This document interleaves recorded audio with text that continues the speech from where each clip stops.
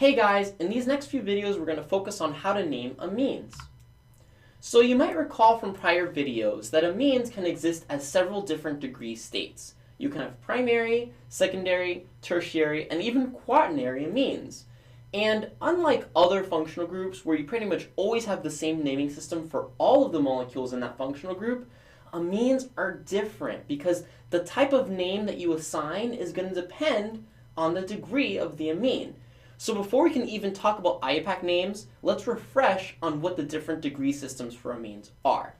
Remember that the degree of the amine is going to be dependent on directly how many R groups are attached to the nitrogen.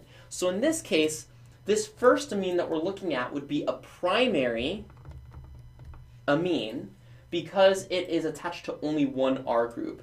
As you look at the second example is now a secondary amine because I've got an R here, I've got an R here. That is a secondary amine, okay?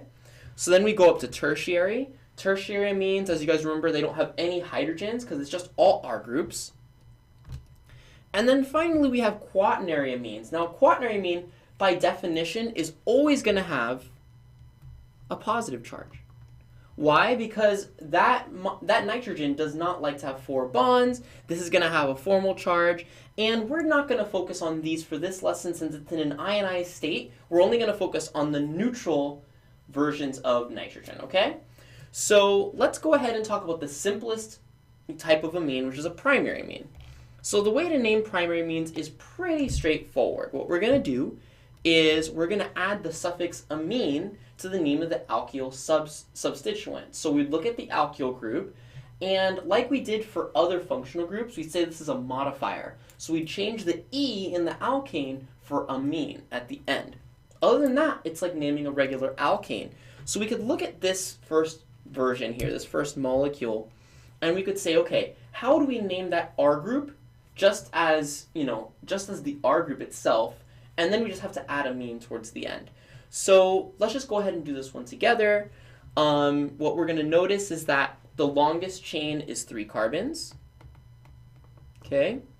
What we notice is that there's really no preference for 1, 2, and 3 here in terms of the locations because it's symmetrical. So I'm just going to make this one 1, this one 2, and this one 3. Okay. What that means is that we have 2 things going on that 2. We have a methyl group, right? That's a methyl. And we have the amine, right? Awesome. So if we put that all together, what is that name going to be? Well, we would just name it as an R group, then with the amine at the end. So what we would say is that this is going to be a 2-methyl, okay? 2-methyl, and then 2-propan amine. So this name got a little bit longer than the line underneath it, but I hope you guys were able to fit that in. Basically what we're doing is we're just naming the longest carbon chain, we're naming the methyl as a substituent, and then I'm adding the amine part at the end. I'm taking out the E, I'm adding amine because it's on the second carbon, so that's why it's a 2-propanamine. Alright, got it? So let's go ahead and do the next one. Let's look at the next one. So this next one, the R group is in this case a ring. Okay, so how is that going to change the name? Well, we're going to have to name it as a cycloalkane substituent, okay? So in this case, if I were just to kind of ignore the nitrogen, okay, what would I be looking at? I'd be looking at a methyl group again. But in this case, my R group is cyclobutane. Okay? Now, in terms of priority, we do have to ask ourselves a question here. If you were looking at the ring, which one would have the higher priority? Would the 1 go on the methyl, or would the 1 go on the amine? Okay? And that's because you could either name it as the amino group or whatever, the amine on the 1 and the methyl on the 2, or you could name the methyl on the 1 and the amine on the 2. What's your suspicion? Which one do you think is going to get the higher priority? You got it. Amine is a modifier, and as a general rule, anything that modifies the root name is going to have higher priority than a methyl group. So that means that I'm going to choose to have my amine as my 1 and my methyl as my 2. Okay? Putting that all together, what would we get? Okay? Well, again, I think I'm going to run out of a little space here. I'll try to write a little smaller. But what I'm going to get is something that looks like this. 2-methyl, right? 1-cyclobutamine. Okay, why is that? Let's just break that down a little bit. So the reason for that name is that we've got the methyl group on the 2. We've got a cyclobutane, right? But I'm sorry, it should have been butanamine. That is my bad, because we're only supposed to exchange the last E. So what I should have actually written was, let's get our erasers out, butanamine. Okay?